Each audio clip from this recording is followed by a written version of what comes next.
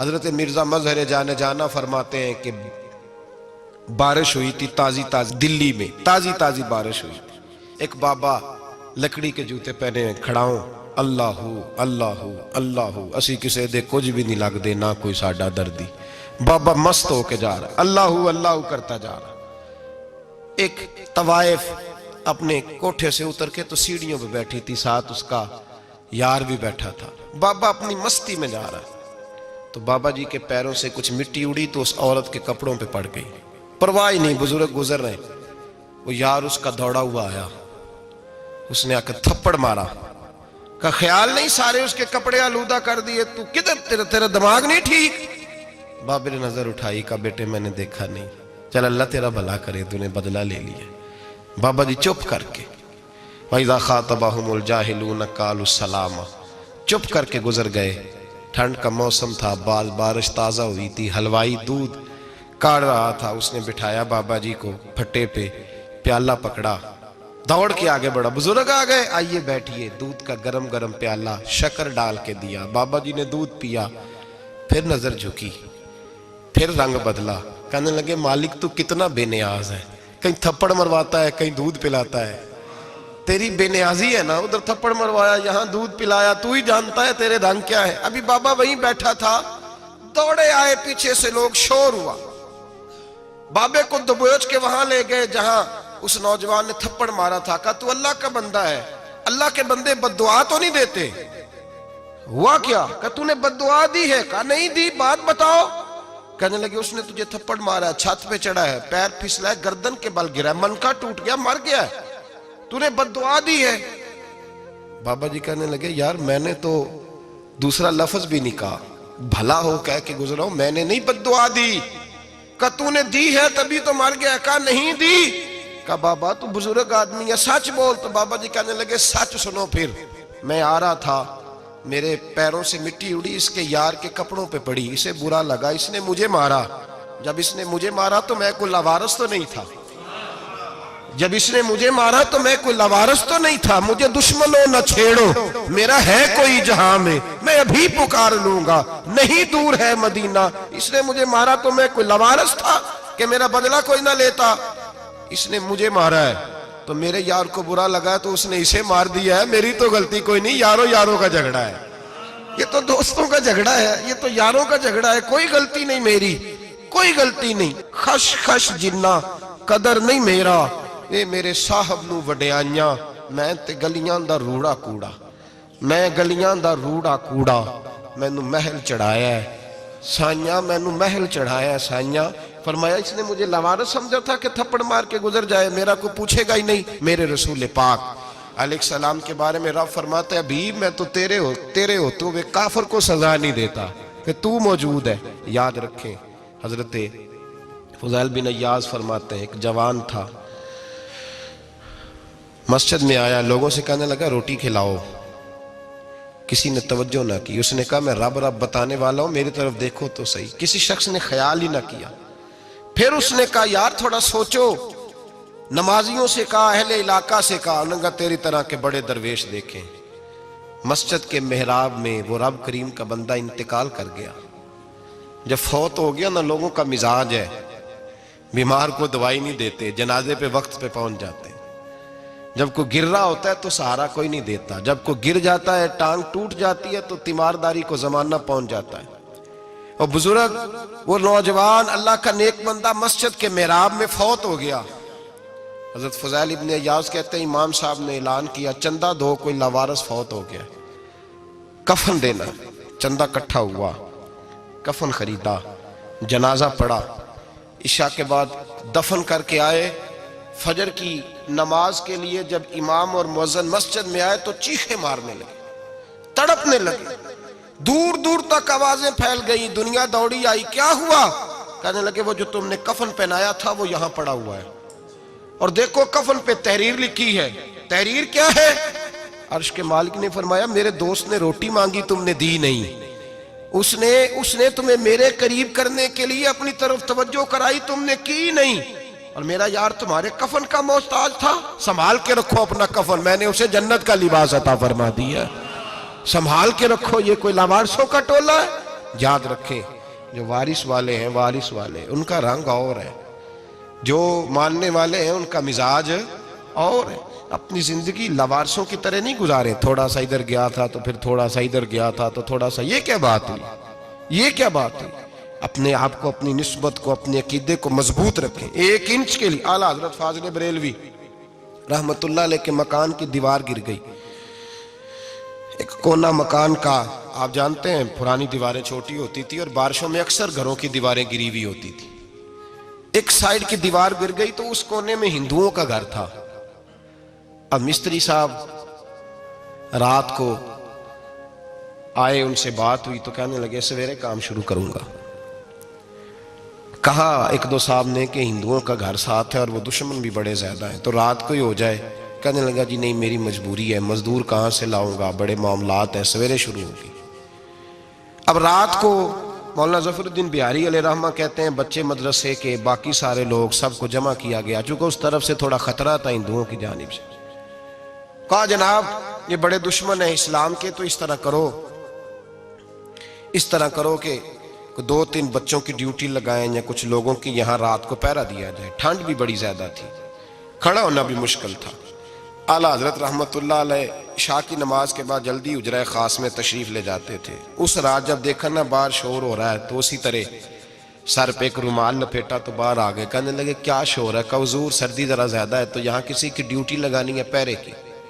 2 minute خاموش رہے، پھر فرمانے لگے کوئی ضرورت نہیں، جاؤ سو جاؤ سارے جا کے، کوئی ضرورت نہیں، جاؤ اپنے اپنے گھروں کو، کوئی حاجت نہیں، پہنچ جاؤ۔ کہا حضور مہربانی کرے، وہ طے ہونے لگا تھا۔ فرمایا میری وجہ سے کیوں کوئی ساری رات بیدار رہے، جاؤ تمہیں کہا نا آرام کرو۔ لوگ سو گئے۔ صبح فجر کی نماز پڑھ کے اعلیٰ حضرت رحمت اللہ تعالی علیہ جب سیڑھیاں اتر رہے تھے رضا مسجد کی، تو وہ جس ہندو کی جانب سے زیادہ خطرہ تھا وہ سیڑھیوں پہ بیٹھا تھا، مسجد کی سیڑھیوں پہ۔ سب لوگوں کی توجہ ہو گئی، کہنے لگا مولانا میں کلمہ پڑھنے آیا ہوں، مجھے کلمہ پڑھا کے مسلمان کر دو، میں کلمہ پڑھنے آیا ہوں، مسلمان کریں۔ لوگوں کی توجہ، اعلیٰ فرمانے لگے نہیں ابھی تو انتظار کر، تھوڑی دیر کے اچھی طرح سوچ لے، جذباتی فیصلہ نہ کر، یہ تو آ رہا ہے۔ یہ کہہ کے جب 2 سیڑھیاں نیچے اترے اس کے پاس سے تو اس نے پیر تھام لیے، کہنے لگا اب ایسے تو نہ کرو، رونے لگا۔ اعلیٰ حضرت رحمت اللہ نے کلمہ پڑھایا، کچھ باتوں کی نصیحت فرمائی، تشریف لے گئے۔ گھیرنے والے گھیر کے بیٹھ گئے، کہنے لگے ہمیں بھی بتا بدلہ کیسے ہے۔ کہنے لگا دیوار گر گئی، آدھی رات کے وقت، آدھی رات تک انتظار کرتا رہا، پہرے دار کوئی نہیں، تو 2 تلواریں لے کر جب میں ان کے مکان کی جانب بڑھا، میں نے کہا آج گردن کاٹوں گا اور کاٹ کر کے نکلوں گا۔ کہتا ہے جب میں قریب آیا تو 2 شیر کھڑے تھے، اوپر سے پلٹ کے آیا تو پھر کھڑے تھے، ادھر سے پلٹ کے آیا تو پھر کھڑے تھے۔ فرماتے ہیں میں 2 گھنٹے کے بعد آیا تو پھر پلٹ کے کھڑے تھے، میں پھر 1 گھنٹے کے بعد آیا، سحری کا وقت ہوگا تو پھر پلٹ کے کھڑے تھے، اب میں ڈر کے بھاگا۔ کہتے ہیں فاضل بریلوی نے اپنی کھڑکی سے منہ باہر نکالا، کہنے لگے اور کتنا تجربہ کرے گا، مجھے تو لاوارث سمجھتا ہے، لاوارث ہوں میں، اور کتنا تجربہ کرے گا، بس کر مان جا۔ میں نے کہا حضور یہ کون ہے، مجھے بتائیے تو صحیح یہ کون ہے۔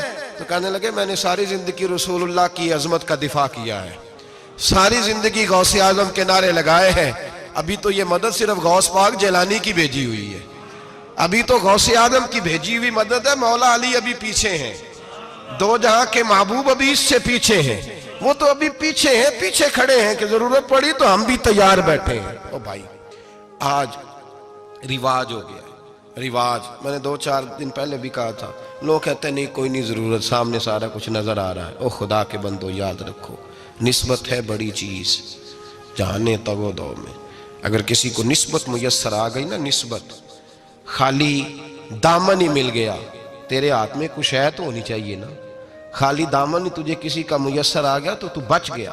اپنی نسبتوں کی حفاظت کریں، ان کو مضبوط کریں، ان پر محنت کریں، ان پر توجہ رکھیں۔ یہ نسبت جو ہوتی ہے نا، نسبت، یہ دیکھیں نا ایک گتہ ہے، عام کتاب کو لگا ہوا ہے تو جہاں مرضی رکھ دو، اس کی کوئی قدر نہیں، لیکن جو گتہ قرآن مجید کو لگ گیا ہے اس کو بغیر وضو چھونا جائز ہے۔ ایک پٹھے پہ اینٹ بنی ہے، جو باتھ روم میں لگ گئی وہاں بغیر جوتے کے جایا نہیں جا سکتا، اور جو مسجد میں لگ گئی وہاں جوتے پہن کے جایا نہیں جا سکتا. یہ نسبت ہے بڑی چیز. اگر میسر آئے نصیب ہو اپنی نسبت کو مضبوط کر کے رکھا کریں, اس کی جولانی کا مظاہرہ کیا کریں. اس نسبت میں روز توانائی آنی چاہیے. میں آپ کو بڑی ذمہ داری کے ساتھ ایک بات بتاتا ہوں تجربے کی. ہمیں جتنا کسی نے آ کے کہا ہے نا نسبت کے خلاف, ہماری نسبت اس سے زیادہ مضبوط ہوئی.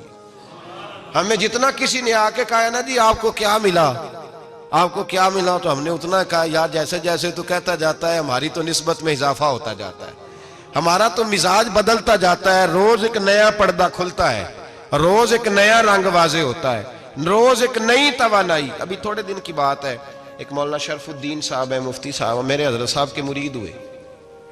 مفتی تھے, عالم آدمی تھے, سرکار تاج الشریعہ, ہمارے شیخ سے بیعت کی. اب ہمارے حضرت صاحب کا اس وقت حال وہی ہے وَرَأَيْتَ النَّاسَ يَدْخُلُونَ فِي دِينِ اللَّهِ أَفْوَاجًا. اب فوجوں کی فوجیں لوگ آتے ہیں. ہم نے دیکھا ہے صرف خالی مرید ہونے والے باہر سینکڑوں کی تعداد میں ہزاروں لوگ بیٹھے ہیں کہ صرف بیعت اتنا کہہ دیں ہم نے قبول کیا.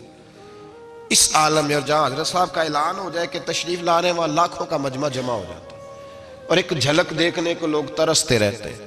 یہ کیفیت ہم نے دیکھی. وہ دور گزر گیا, کبھی ایسا بھی ہوتا تھا ایک میں ہوتا تھا, ایک تو ہوتا تھا, اور تیسری تنہائی ہوتی تھی. وہ دور بیت جاتا ہے, وہ لمحے کسی کسی کو نصیب آتے ہیں. حضرت کا وہ مولانا شرف الدین صاحب کہتے ہیں مرید ہوا, تو مرید ہوا مجمع میں, رسی حضرت پھینکتے ہیں یا چادر پھینکتے ہیں تو پکڑ کے مرید ہوا, تو ساتھ ساتھ اور چادریں باندھی تھی, لوگوں نے پکڑی ہوئی تھی. ایک مولانا, میں جب بیعت ہو کے آیا ان کو بتایا تو مجھے کہنے لگے یار تو ایسی جگہ مرید ہو گیا جو تیری بات بھی نہ سن سکیں, جن کو تو دکھڑا بھی نہ سنا سکے, جو مصروف ہی بڑے رہتے ہیں, کہاں مرید ہو گیا تو. ایسے پیر کا بیعت ہوتا جہاں تو جاتا وہ تیرے پاس آتے, گفتگو ہوتی, بات چیت ہوتی.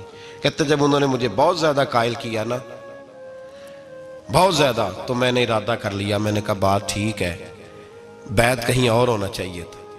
کہتے میں عشاء کے بعد سویا تو حضرت صاحب مجھے خواب میں ملے, خواب میں, اور فرمانے لگے مولانا جب آپ مرید ہوئے تھے تو آپ اس جانب بیٹھے تھے, اس کونے میں آپ تھے, اتنے لوگ آپ سے پہلے تھے, اس حال میں آپ مرید ہوئے تھے, اور جہاں تک بات چیت کرنے کی بات ہے تو آپ نے جو دل میں سوچا تھا وہ میں نے آ کے آپ کو بتا دیا ہے.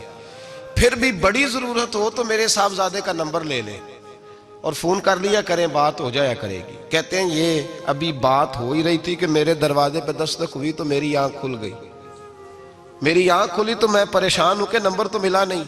ایک انجینئر صاحب میرے محلے میں رہتے تھے, فرماتے ہیں وہ شام کو میرے پاس آئے اور کہنے لگے مولانا سنا ہے آپ حضرت مفتی اختر رضا صاحب سے مرید ہو گئے. میں نے کہا ہاں, تو کہنے لگے میں ان کے مدرسے میں کام کر کے آئے ہوں, میرے پاس ان کے بیٹے کا نمبر ہے, چاہیے آپ کو نمبر ہے چاہیے. کہتے ہیں نمبر مجھے وہ شام کو گھر آ کے دے گئے. اب جب میں آستانہ نور پہ بریلی شریف ملنے کے لیے حاضر ہوا تو میرے دل میں خیال آیا, جب میں اندر گیا نا تو میرے دل میں خیال آیا حضور خواب جو آئی تھی اتنی بھی جلدی کیا ہے, ذرا ٹھہر جائیے, آپ ملے جو تھے تو صاحب نمبر بھی دے ہی جاتے. میرے دل میں خیال آیا تو السلام علیکم کے بعد حضرت کہنے لگے مولانا مجھے تو جلدی کوئی نہیں تھی, آپ کے دروازے پہ دستک ہو گئی تھی, مجھے تو کوئی جلدی نہیں تھی, آپ کا دروازہ بجنے لگا تھا, مجھے تو جلدی کوئی نہیں تھی لوٹنے کی. ہر مشکل دی کنجی یارو ہاتھ مرداں دے آئی, اور مرد نظر کرے جس ویلے مشکل رہے نہ کائی. بس لوگوں یہ یاد رکھو اور اس پہ عمل کرو, اپنی نسبتوں کو مضبوط کریں. ہمارا تو جیسے دن کا اجالا چمکتا ہے نا, چمکتا ہے دل کا اجالا, جیسے نیا دن چڑھتا ہے ہمارے لیے تو ایک نئی روشنی لے کے آتا ہے. اپنے آپ کو بیدار رکھیں. سورج اگر باہر پورا نکل آئے نا تو جو آدمی آنکھیں زور سے بند کر لے اسے کوئی شے نظر نہیں آتی. پورا سورج نکلا ہوا بھی ہو, سورج اسے نظر آئے گا جس کی اپنی آنکھیں بھی کھلی ہوں گی. تو آنکھیں نہیں کھول رہے, تو آنکھیں نہیں کھول رہے, آنکھیں, یہ شکوہ آنکھیں نہ کھولنے کا ہے, آنکھیں نہیں کھول رہے تو سورج کیسے نظر آئے گا. بات ذرا سخت ہے پر چلو آپ میرے عزیز ہیں کر جاتا ہوں. ملا رومی رحمت اللہ تعالیٰ علیہ فرماتے مجھ سے ایک شخص نے کہا کہ نبی پاک صلی اللہ تعالیٰ علیہ وسلم اگر سراجم منیرہ ہے تو نظر کیوں نہیں آتے؟ تو میں نے کہا الو اگر آنکھیں بند کر لے تو اسے کوئی شے نظر نہیں آتی, آنکھیں بند کر لے تو اسے کوئی شے نظر, تو آنکھیں تو کھولنا, آنکھیں کھول. یہاں میں اپنے کمرے میں یوں پردہ آگے کر کے لائٹ بند کر کے باہر شور مچاؤں, سورج کوئی نہیں, سورج کوئی نہیں, تو مجھے کوئی بندہ کہے گا پاگل, اس طرح کر, باہر نکل, ادھر آ تجھے دکھاؤں سورج ہے کہ نہیں، تیری تو اپنی آنکھیں بند ہے۔ اقبال کہتے ہیں دل بینا بھی کر خدا سے طلب، آنکھ کا نور دل کا نور نہیں، اندر کی آنکھیں کھول، اندر اتنا اندھیرا ہے تو باہر کیسے نظر آئے گا؟ تو لوگ آنکھ ہی نہیں کھولتے، دائیں بائیں دیکھتے رہتے ہیں۔ نسبت کو مضبوط کریں۔ رب تو فرماتا ہے حبیب تو موجود ہے تو میں کافر کو بھی عذاب نہیں دیتا۔ اب یہاں خالص نسبت کا بیان ہے، خالص، یہ نہیں فرمایا کہ حبیب ان کے عمل اچھے ہیں تو میں عذاب نہیں دیتا، یہ نہیں فرمایا کہ حبیب یہاں خانہ کعبہ ہے تو میں عذاب نہیں دیتا، نسبت کی بات فرمائی، نسبت کی۔ یہ نہیں فرمایا کہ حبیب یہاں روز طواف ہوتا ہے تو عذاب نہیں دیتا، یہاں تلاوت ہوتی ہے تو فرمایا حبیب تو ہے اس لیے میں انہیں عذاب۔ مدینے میں کبھی زلزلہ نہیں آیا، پتہ ہے آپ کو؟ اس لیے نہیں آیا کہ وہاں میرے مصطفیٰ کا گنبد خضرا ہے۔ کوئی فصل وہ بیجتے نہیں، کوئی فصل بوتے نہیں، وہ کوئی فصل بھی، لیکن دنیا کی ہر شے آپ کو مدینے میں ملتی ہے۔ جو سب سے اچھا پھل کھانا چاہے اسے مدینے میں جا کے ملتا ہے، اس لیے کہ وہاں گنبد خضرا کی ہریالی موجود ہے۔ دنیا کی ہر نعمت ملتی ہے اس لیے کہ گنبد خضرا جو موجود ہے۔